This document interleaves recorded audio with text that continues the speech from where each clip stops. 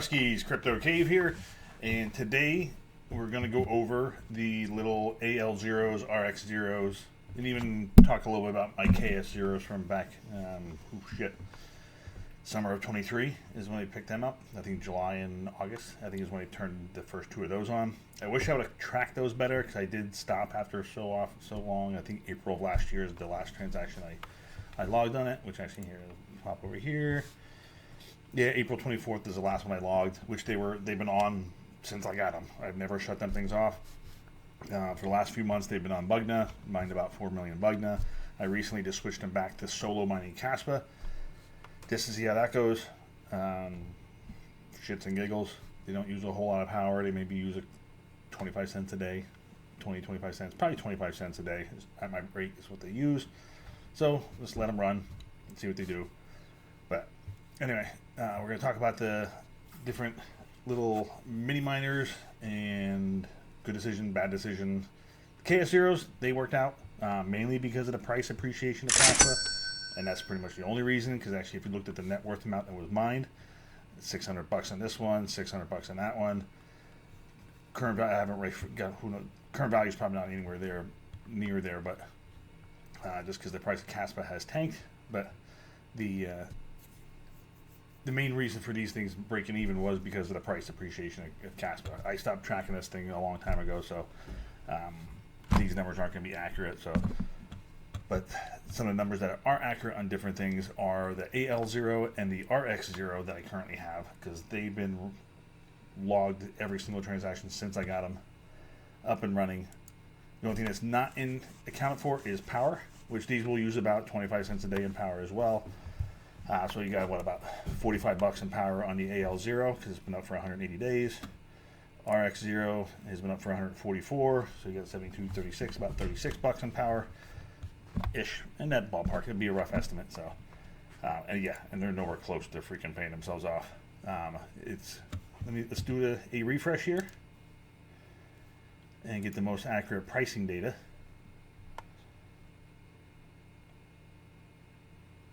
And that bumped from 9.2% to 10%. So we had a little price increase, but yeah, it's ugly.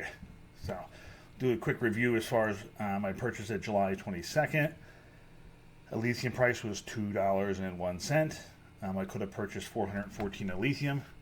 Buying the coin versus buying this miner didn't do a whole lot better. So that is only worth currently $268, which I paid $834 USD value for this miner. I did spend Ethereum on it. The price of Ethereum was $3,400 at the time. I spent 0.2434 to Ethereum when I purchased it. That is now currently worth $681. In the end, it'd probably been best just to keep the Ethereum, how everything's been kind of going. Or what I probably should have did is bought Bitcoin. I should have swapped the Ethereum for Bitcoin is really what I should have did. But hindsight is 2020. So we're going to run through what we got here. The total lithium that I have mined so far is 129. The number of average amount of lithium per day mined just keeps going lower and lower and lower. It's down to 0.71. This was, let's see, I was getting my 10 coin payouts here basically every 4 days.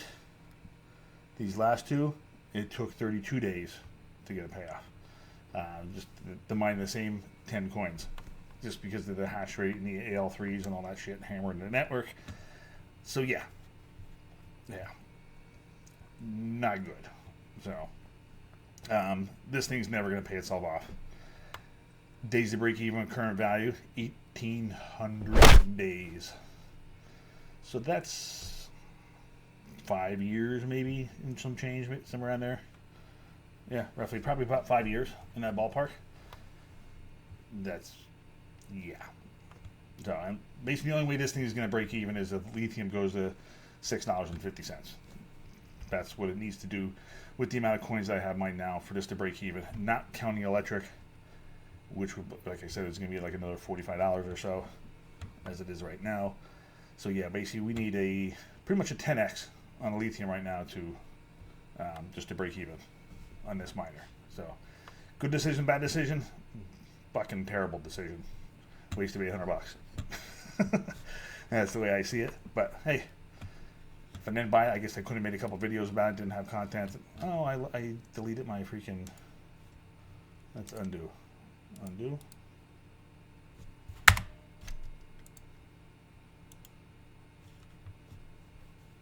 What the hell? I screwed up my spreadsheet. There it is. Alright. Get back out of there. So I don't screw anything else up. But yeah.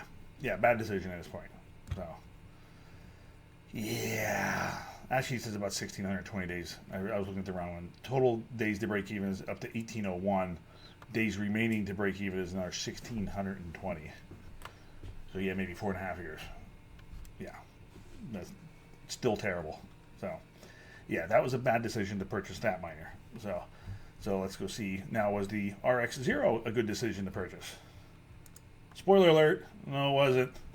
So, bought that one, paid for it on September 6th. Price of Radiant was 0.001171. So only 2 zeros. And then I could have purchased 379,188 Radiant. Current value of that Radiant purchase was $132. I paid $444 at the time. So yeah, there is about a 70% decrease in the value of Radiant. Yeah.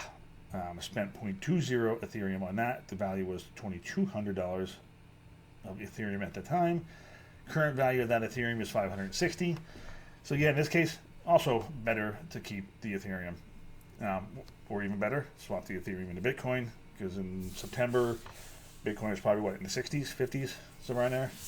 So yeah, womp womp womp. Total RXD that I mined so far is 95,102, worth a whopping $74. Break even US dollars mined is 16%. Current value is only 7% to break even. Yeah, that's terrible. Although I did mine about 25% of what I could have. If I would have purchased the coin. That's what this one is. Mine versus bought. So if I would have bought the coins, I'm 25% of the way there. Break-even price for Radiant is 0.004669, which is more than a 10x from what this current price is, just to break even. It's been online for 144 days, so we said electricity, about 25 cents a day, so half at 72, half at 72 is 36, so roughly $36. We got 52 cents per day average mined. That's down to 23 cents per day mined. So this isn't even, on average, it's not making money because it probably costs about $0.25 a day to run. So probably losing about 2 cents a day to keep this thing on. It's in that the AL0 and the RX0 are in the house, so they are providing some heat, and hopefully they do something. You know, like poke it with a stick, fucking do something. And so we'll see what happens. But the total days to break even mine value is 856. Days to break even current value is 1,930 days. Yikes. And then days remaining at the mine value, which is going to be this column added up, is 712. The current value, $33. Almost 5 months online and made $33. What that coin, what that 95,000 is currently worth is $33. Yeah, another shitty decision to purchase this one. The current days remaining is 1,786 days. Average Radiant per day mined 660. Days to break even for mined value. Basically, that's 574 days. For it to mine 379,000 Radiant is basically what that number is. So, yeah. So this was also a poor decision. No! So, now, somebody's going to ask me, well, are you going to buy one of those Aleo home miners? What do you think the answer to that one is? Fuck no. Especially at $3,000. Jesus mighty. Granted, they have been out for a while. They have been out for a month or so. And they're still making $20 a day or so, which actually it's a lot better than I thought it was going to be. I thought these were just going to tank, and make it less and less and less, which they are making less, but it's not as drastic. part of the reason is because the big boy IceRiver and AL0 ASICs have not been released yet. So my guess is once the IceRiver unit is available to order, which according to their website, it's not on there yet. So don't know what the story is there. I thought you were able to pre-order them and they're supposed to be released in March or some shit like that. So yeah, not sure. Yeah, AL0s are down to $200 too, compared to 800, which that's to be understanding. They're going to be more expensive when they first came out and the price gradually drops.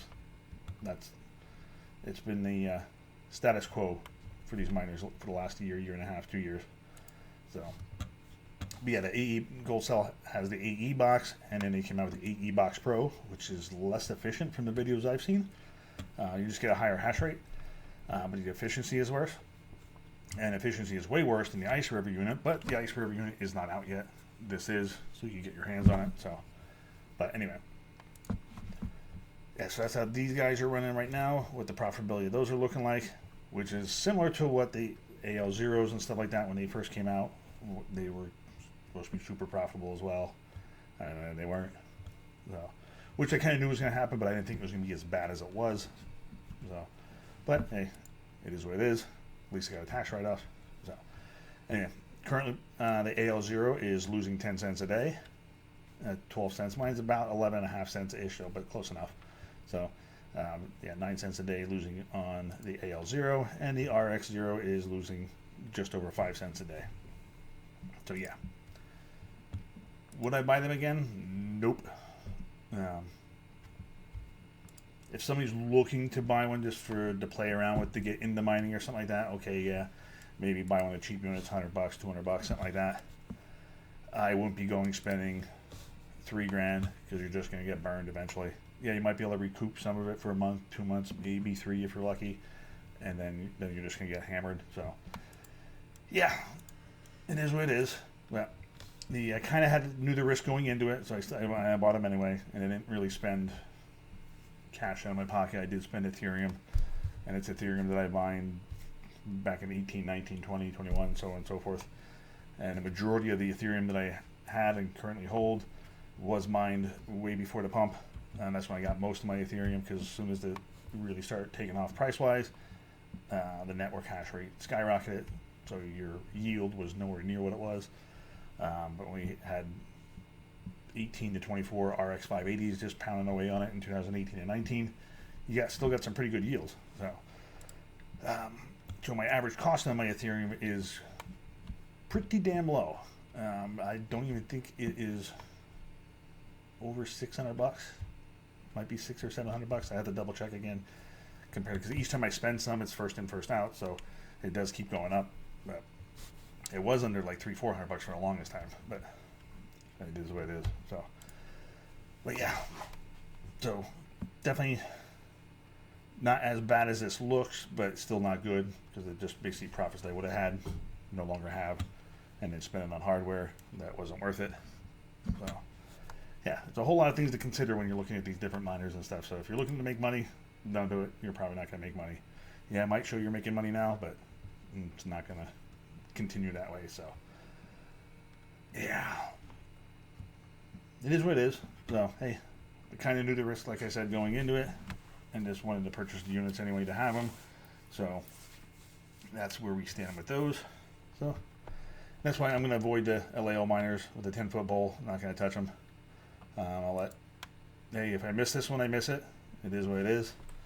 I do have enough hardware. I really want to get my electrical situation figured out, see if I could lock in a longer term, lower power rate deal with somebody. So I got to work on that just to see if I could get under 10 cents. But if I could guarantee an X number of kilowatts per month used type deal. But I'm only a small time guy basically as far as the amount of power I use compared to like different farms and stuff like that. So that's something else to work on. So, but anyway, that's about all I have for this video. Just going to give you a wrap up of how these are never. I'm going to try to keep tracking them as long as I possibly can until I get sick of doing it, just to see how long it actually does take.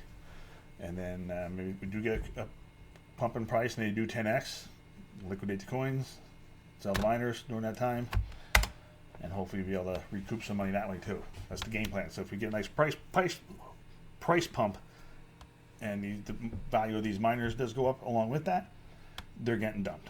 So that's where we stand with that. So anyway, till the next video, we'll catch you later.